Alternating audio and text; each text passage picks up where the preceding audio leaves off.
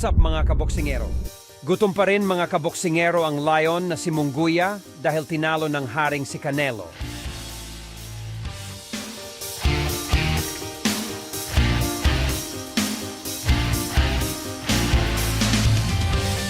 Pinatunayan ni Canelo Alvarez sa buong mundo at kay Jaime Munguia na siya pa rin ang hari.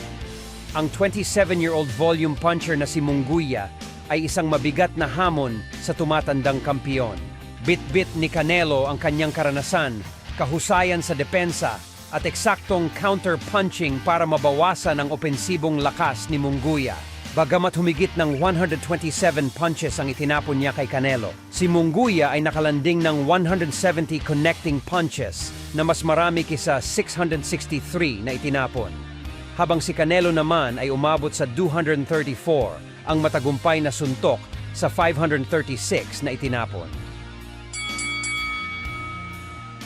Sinimulan ni Canelo ang laban sa pamamagitan ng pagtatansya ng husay, ritmo at timing ni Munguia. Sa sandaling nakuha niya ang galaw ni Canelo, pinatindi niya ang opensa hanggang sa napabagsak niya si Munguia ng kanyang two-punch combination sa ika-4 na round, kasabay ang dumadagundong na hiyawan ng buong T-Mobile Arena.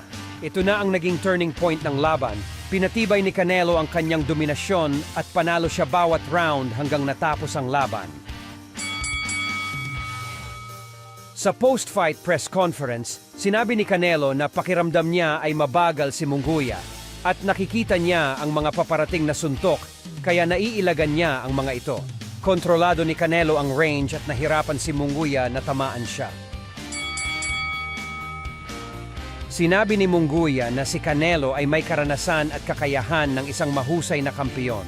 Unanimous ang desisyon ng mga hurado para kay Canelo Alvarez na umiskor sa laban 117, 110, 116, 111 at 115, 112. Nang tanungin si Canelo kung sino ang susunod niyang lalabanan, sinabi ni Canelo na pag-iisipan niya muna ito.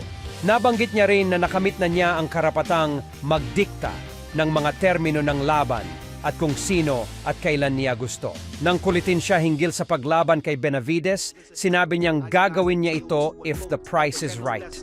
Isa pang maaaring kalabanin ni Canelo Alvarez ay si Edgar Berlanga Jr. na nasa Vegas para sa 5 de Mayo. Pinangalanan ng WBA si Berlanga bilang mandatory challenger para sa WBA title belt ni Canelo. Pagkatapos ng laban, nag-tweet si Berlanga ng mock-up promo picture nila ni Canelo para sa posibleng paghaharap nila ngayong Setyembre. Kung sakali, magiging undisputed versus undefeated ang paghaharap ng dalawa.